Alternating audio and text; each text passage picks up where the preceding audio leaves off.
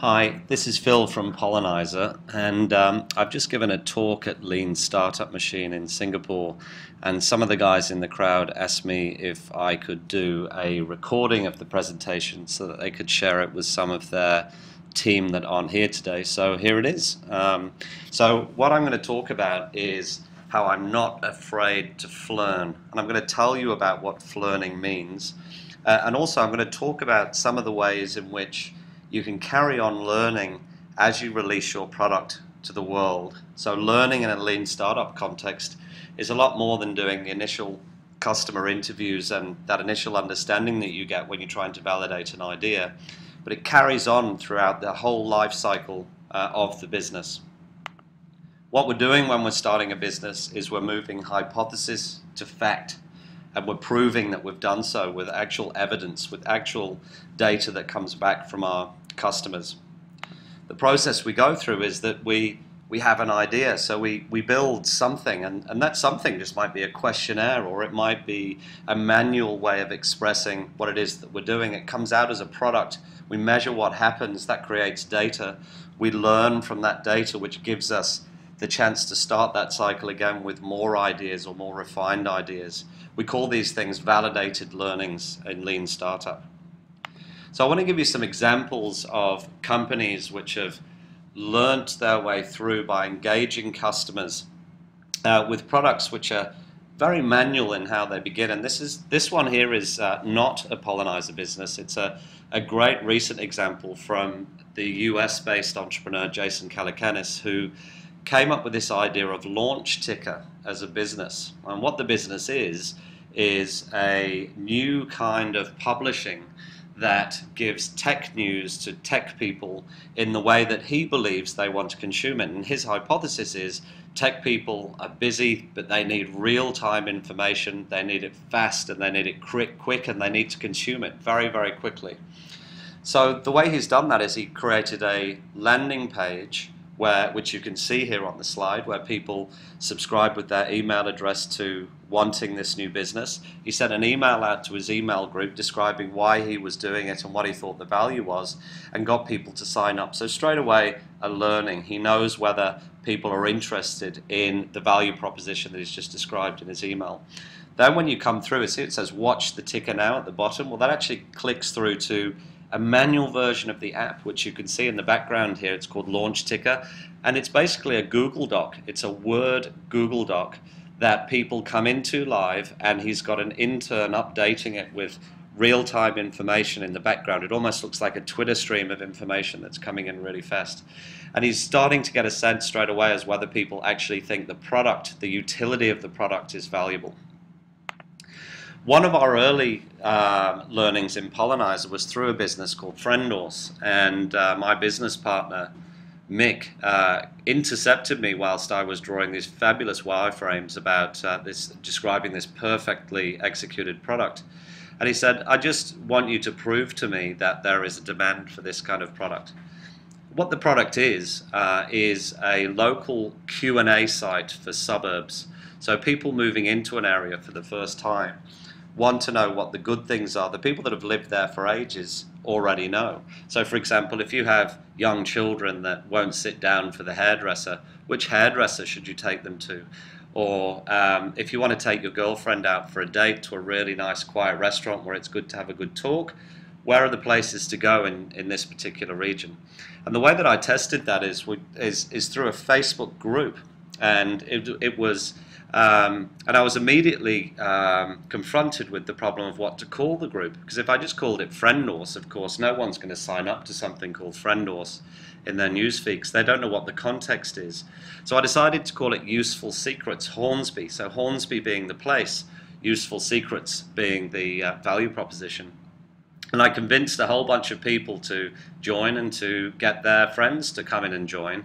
And they did, and I had an immediate sense of value after one day from the first moment of having the thought that this could be a valuable idea. A day later, I'd validated that quite significantly with lots of people engaging in conversation. And I also got to understand what they thought was valuable, what sort of questions they were asking, and what kinds of people were answering and why, and what kind of answers they were giving. So there was a learning there straight away. It's a manual version of exactly the product which we subsequently built. Can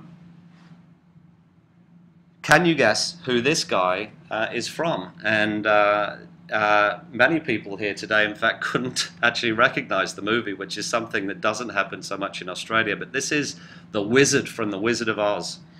And the Wizard of Oz technique is something that we learned from a US-based business called Aardvark.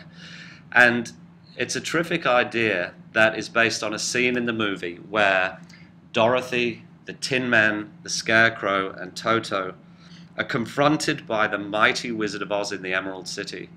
He is an enormous head at the end of a giant hall, almost on fire, and he's scary, and he's got a big booming voice, and he's threatening and intimidating the team.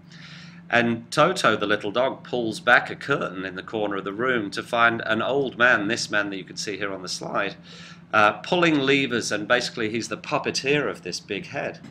So what's interesting now is you've got this thing that the public can see, this big head, the full product, but behind it there's someone else pulling all the levers and making it work.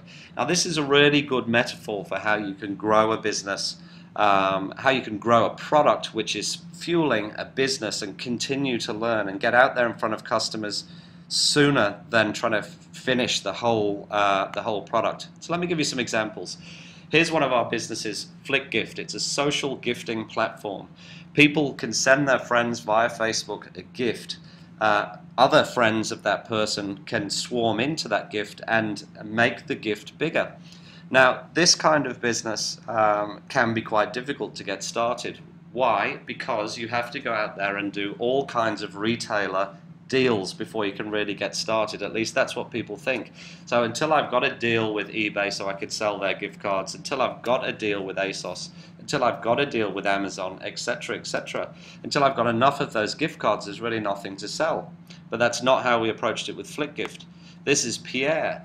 He is the wizard of FlickGift. He is the lean product manager on the FlickGift business.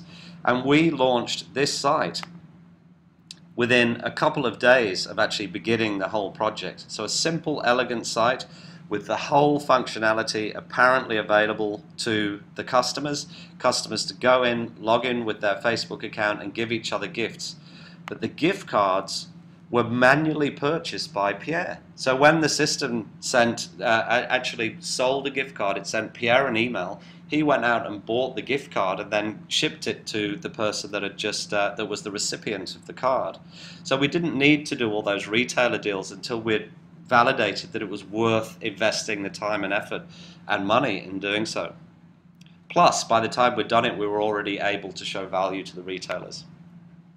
Here's another one of our businesses, Get Listed. This business is a way of getting your social network to introduce great people who should come and work at your company. We began with this very, very simple test.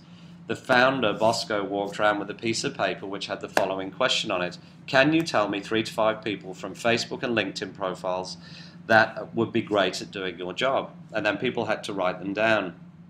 What we're trying to validate here is if you can think of great people, are they actually already in your Facebook and LinkedIn social graphs? Because if you can think of people but they're not there, and our business depends on them being there so that you can sort of hook them up and send them back to the requester, there's no business unless this is validated. So this was an early way that we validated that the people were where we want them to be, which is in Facebook and LinkedIn. We also did some early tests with Facebook in this business, just trying to build groups around the need to find a certain talented person for a company, and could a social network swarm together to find that person, and we validated that they could. Also in this business, we knew, our hypothesis was that this business needed a strong viral dynamic in order for it to work. So the very first version of the product was this very simple form which was hooked up to LinkedIn, actually to Facebook in this case, pulled in a whole bunch of names, people selected those names and started putting people forward to lists. And we were immediately trying to sell those lists to the people that were looking for them for $200. So we were proving that there was a value, that people would actually pay for this thing that we were making. Finally, with Get Listed, we kept the messaging components very open. So we put in some default text, and what you can see here is a message that's going out from somebody that wants to hire somebody to people that they know that they would like to act as scouts to attract new talent. And we've got a default message in there, but we want people to change it, because when people change it, they're trying to sell our value to people that they know, and we're learning from them about how they're doing that, and that helps us to modify and optimize the default message. Here's how we began a business called Pig. It's a social gifting site, and we did it by starting off with, sorry, it's not a social gifting site, it's a social payment site and a mobile payment site. And it started off with just 2 money boxes that we called Simon and Garfunkel. And we played around with manual testing just to see what kind of things would motivate people to pool money together and then do things with it collectively. That morphed next into a simple Twitter bot that allowed people to pay each other publicly and socially via a very public social network, Twitter, but to actually send money to people. So this is somebody ordering a long black coffee when I went to the coffee shop to buy something and actually sending me the money to pay for it. That turned into a very simple site with not much design, and it's grown into the full product and iPhone app that Pig is today. Here's WooBoard. It's a recognition engine for the workplace, where people recognize each other and HR managers get to see who's helping who inside a company and get to reward people for doing so. It started off as a simple game on a piece of paper like this, where we learned the dynamics of the game. It turned into a very simple version of the product, but this product had no login, no registration screen. We were just sending people a link to the page that was for their company. It's now morphed into a much bigger product, much richer functionality, but all from learning from what the customers want. We also learned that we needed to have an evangelist in the company that explained to everyone else in the company how much value they can get out of using WooBoard. And it was a flurn for us early on that we didn't properly identify that person. So we were trying to reach out to too many people and teach them something new. Whereas when we gave some value, when we gave what we called 10x value to the person that evangelized our product inside a company, then it went crazy inside a company. So we created this social analytics platform so that people can see what's happening inside their company and how the culture of the company and the values of the company are being grown over time. Flurns are things where you learn something from doing something wrong, and this is an example of one of our businesses, actually also Friendorse, that I've spoken about. Our observation was that users are saying that they won't use the product while they have to use Facebook authentication. So our hypothesis was the more ways that you have to log in, the more customers that we're going to get.